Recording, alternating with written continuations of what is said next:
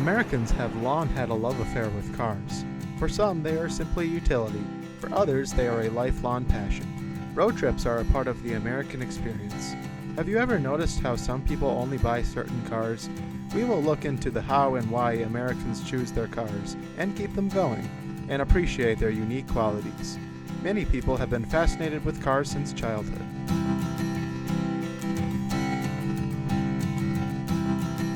I spoke with 3 car enthusiasts. Tim Schwartz is a truck driver by trade, but his passion is classic cars. Rolf Ward is an expert car diagnostician who has a unique perspective on automobiles. Ken Welsh, a retired technical writer, and my grandfather, has a passion for Hondas, and he tells us why. Let's jump in.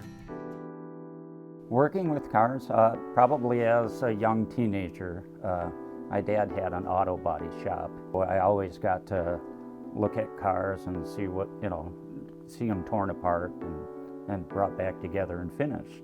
So that's kind of where it started. I started off with mini bikes and go-karts and just small engine. I took a small engine class in 9th grade and 10th and 11th and so on.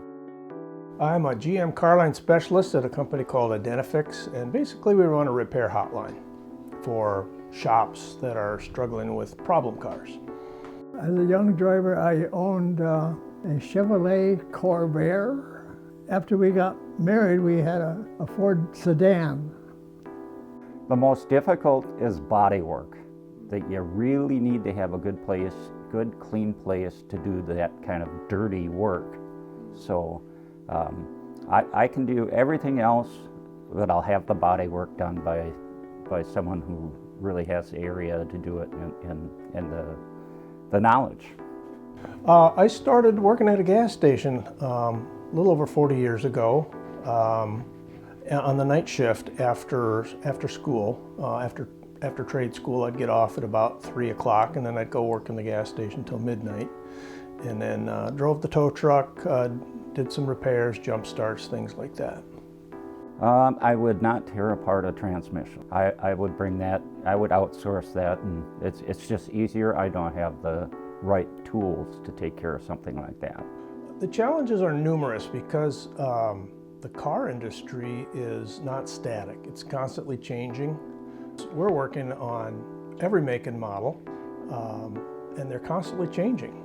Technology moves at a rather rapid pace. As you know, with anything computers or computer-driven or computer-supported that relies on software, that strategy is constantly changing and being improved and upgraded, and so nothing remains the same for long. Well, it all started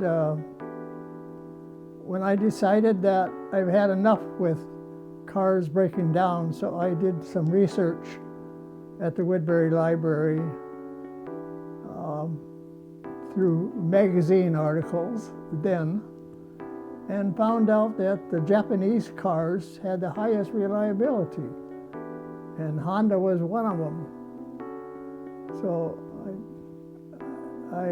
I had a friend at work who had a Honda. This was in the 80s, 1980s, and he let me look at it, and I liked it, and so I went to a Honda dealer and looked around, and I liked what I saw. I liked the reports on the Honda, how they work, how they look, and I was just hooked. My favorite collector's car is, well, right now is my 67 Fairlane, and I'm working on a 69 Torino. So they're both very desirable cars, and the Fairlane, I've wanted that one since I was a teenager, and now I've got it, and I've rebuilt it from everything on it. So that's my favorite car, is a 67 Torino, or a 67 Fairlane, I should say. I think the biggest focus people have from a practical standpoint is fuel economy. Everybody wants to get a car that gets great gas mileage and is still roomy and can do lots of things. And I think that's why sport utility vehicles have become such a rage in the last 20 years. They have all this cargo handling capacity, they have all-wheel drive, and yet they can put a 4-cylinder engine in it and get 35 miles to the gallon with it. And people really like that, and that's why they sell so well. A Honda Accord, actually 2 Honda Accords, because we had 2 cars at the time. A Honda 2006 Honda CRV, a Honda Pilot, and now a Honda CRV again. So what's that, 5?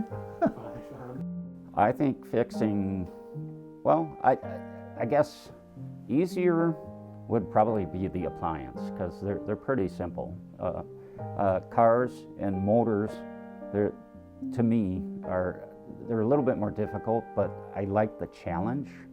The challenge of, okay, I've got something that's broken, how do I make it work again?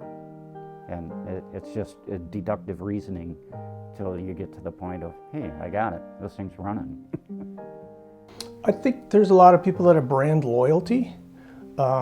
People that have been in the car market for 20 or 30 years, they like their Fords or their Chevys or their Subarus, and so they just keep going back. Unless they have a bad experience, then they'll change brands. But if the brand has been good to them, they'll just keep buying over and over again. But if you're just a new car buyer coming onto the market, price is probably your biggest driver. My wife and I go to car shows generally every Friday night in the summer. And we always drive there, we drive back because we want to use our car. The thing about having old cars is you got to use them. I'm not going to trailer my car anywhere because I want to drive it, and that's the point of having it.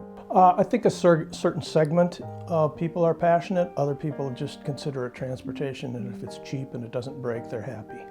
So I would say maybe 70% of the people fall into the category of just give me something that doesn't fail and is cheap and is reliable. But sports cars enthusiasts and maybe pickup truck drivers, they're a little more tuned into exactly what they're buying. Well, I'm starting on one this year, and I'm hoping it'll take around a year. So it's generally, because I want to go through everything and make sure it all looks good, and operates well. I think for car owners, it is the inability to service vehicles themselves, getting to the point where you can't even do a simple task on your car anymore without needing a scan tool. Some people like to do just a brake job at home, and that's getting to the point where you got to have a scan tool to retract your calipers so you can replace your brake pads now. Maybe that doesn't bug everybody, but it bothers me.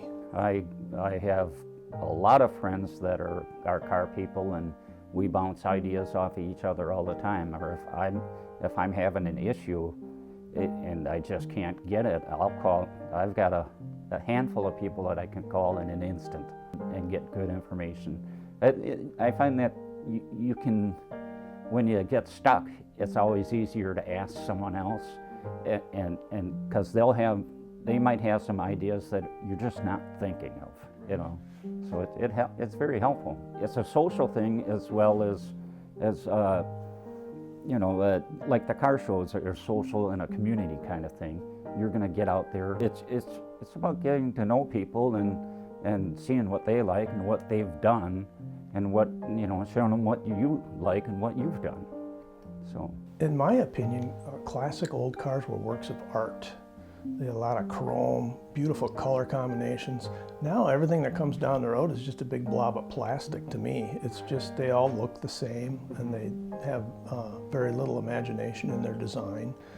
So I think that's something that's been lost. The big white wall tires and the chrome hubcaps are gone. I think they are a foregone conclusion. It will happen. It's just something that I think the driving public has to come to terms with, because the technology's there. Same thing with air travel. They already have planes that can land themselves and can take off. It's just that people aren't quite ready to fly on a plane with no pilot, even though it can be done. Same thing with cars. So we're slowly getting there, and I think that it's going to happen.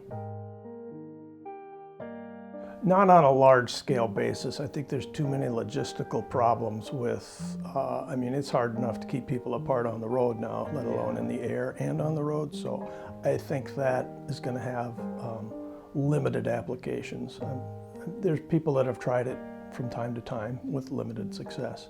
At some point, it will probably be a hobbyist kind of a thing, but I don't think it's going to be widespread. As we have learned, Americans have diverse feelings about cars, brands, ownership, and loyalty. For some, cars are about getting from point A to point B. For others, cars are a lifelong hobby. For people like Rolf, cars are a way to make a living. Whatever your feelings about cars, we can all agree there's nothing like the open road. Cars are complicated, frustrating, and a huge investment. They represent a huge industry, and all of us car owners play a role.